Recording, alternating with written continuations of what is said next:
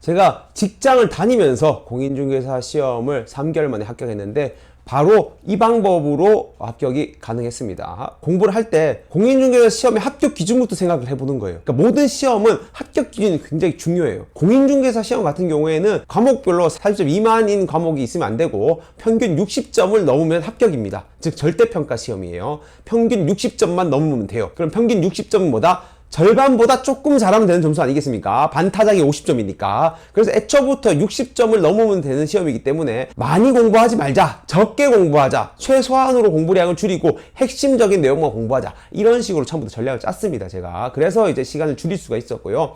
그러면 핵심적인 내용만 적혀 있는 데가 어디에 있느냐? 시중에 파는 데 중에서 핵심적인 내용이 적혀 있는 데가 어디 있어요? 요약서지, 요약서. 그래서 저는 거의 공부를 요약부터 시작했어요. 바로 요약부터 시작하는 거예요. 그러면은 여러분 이런 생각이 들 거예요. 요약부터 하면은 공부가 이해가 안 되는 부분도 있고 그렇지 않습니까? 맞아요. 이해가 안 되는 부분이 있습니다.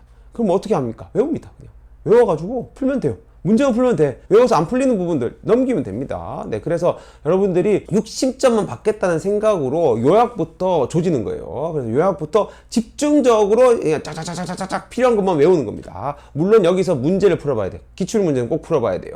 네, 그래서 기출문제를 풀면서 핵심적인 내용만 외우겠다는 마음으로 접근을 하시면 되겠어요. 그러면은 핵심적인 내용만 외운다라는 마음으로 하다 보면은 잘 안 외워지는 것들이 생길 겁니다. 왜냐하면은 공부가 어쨌든 3개월 만에 하면은 공부가 탄탄하지 않아요. 네, 그래서 어쩔 수 없이 공부를 하다 보면 잘 외워지지 않고 중간중간에 빠지는 부분들, 좀 약한 부분들이 있을 겁니다. 그 약한 부분은 정리를 해야 돼. 정리를. 내가 약한 파트가 어딘지는 알아야 돼. 그것만 정리하세요. 내가 잘 안 외워지는 것 때문에 정리해가지고 언제 본다?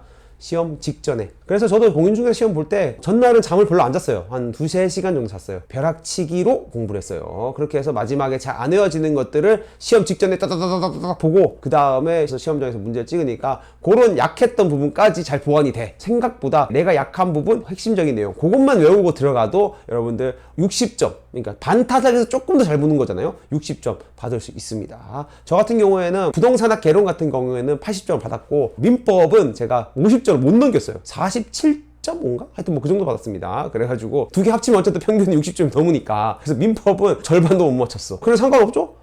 60점을 넘었기 때문이죠. 그런 식으로 여러분들이 공인중개사 시험은 애초부터 60점을 넘기면 되는 시험이기 때문에 너무 막 모든 내용을 공부하겠다 이런 식으로 가시면 안 됩니다. 제가 예전에 공인중개사 카페에서 본 건데 어떤 분은 공인중개사 시험 보기 전에 모의고사를 이제 한 10번씩 학원에서 보더라고요. 모의고사 점수를 다 100점, 10번 봤는데 다 100점 받는 분이 있었어.